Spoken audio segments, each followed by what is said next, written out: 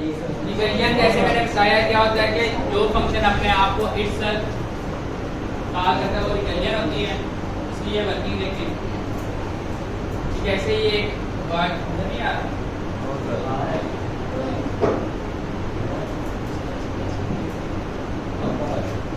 तो ये रिकर्सिव का फंक्शन है। इसके अंदर ये फंक्शन दोबारा कॉल हुआ है और ये मेन के अंदर कॉल हो रहा है। तो ये फंक्शन जब यहाँ पे कॉल आएगा तो ये इसको कॉल करेगा, ये इसको गेम कॉल करेगा। तो ये इसी तरह कंडीशन अनलिमिटेड टाइम चलती रहेगी जब तक इसके अंदर कंडीशन ट्रू नहीं होगी।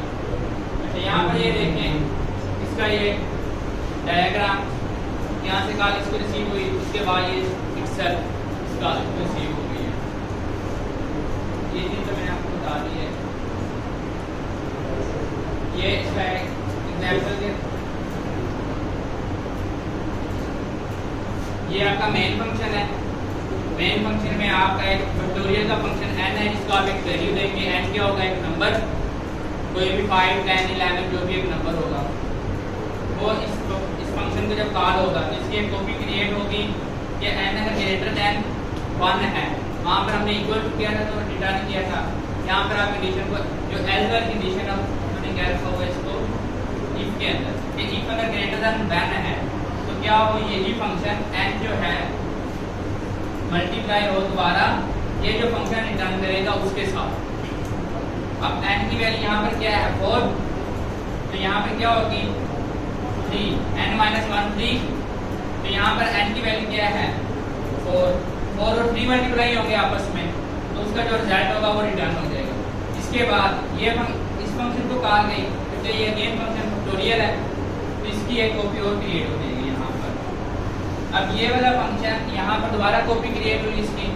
अब n की वैल्यू यहाँ पर क्या है 3, तो इसको क्या रिसीव होगी 3, तो यहाँ n की वैल्यू क्या होगी 3 होगी 3। अब यहाँ पर मल्टीप्लाई और यहाँ पर इस फंक्शन को अगेन कॉल किया गया है तो यहाँ पर ये फंक्शन कॉल होगा किसके साथ 2 के साथ। n - 1 कितना होता है, n की वैल्यू क्या है 3 -1 2, तो अब ये फंक्शन क्या होगा दोबारा कॉल होगा 2 के साथ। यहाँ पर 3 के साथ था, स्टार्ट कहाँ से हुआ था 4 के साथ। यहाँ देखिए अगेन ये कॉपी क्रिएट होगी, यहाँ पर ये 2 के साथ आ गया। इसके बाद ये क्या होगा n दोबारा अगेन कम होगा इसके अंदर।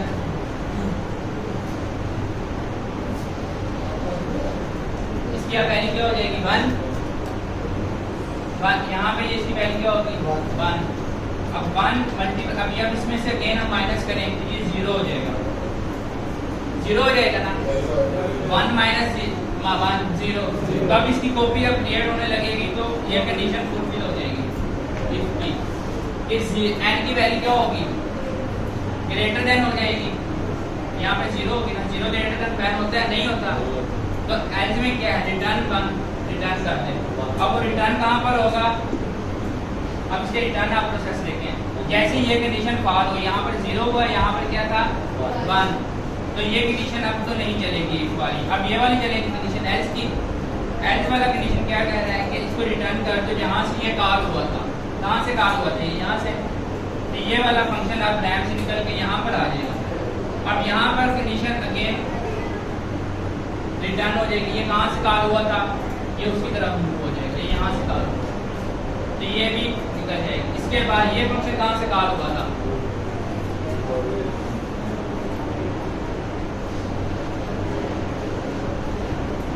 ये फंक्शन यहाँ से कॉल हुआ है तो ये वाला भी निकल जाएगा। इसी तरह ये रिटर्न होता होता कहाँ तक पहुँच जाएंगे आप मेन फंक्शन पर।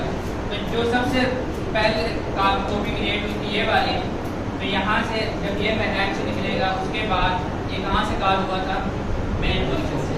तो यहाँ पर हमारे पास आउटपुट की होगी उसकी कितनी बनती है, और अगर 5 ले n की वैल्यू 5 है तो 120 बनेगा। अगर n की वैल्यू 4 है इन केस तो इसकी आउटपुट क्या आएगी 24।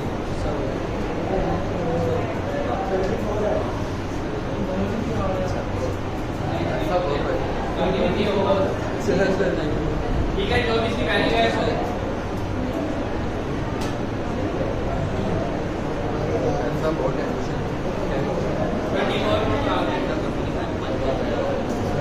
अच्छा आप लोगों ने ना एक टास्क में एक मिनट से लगो।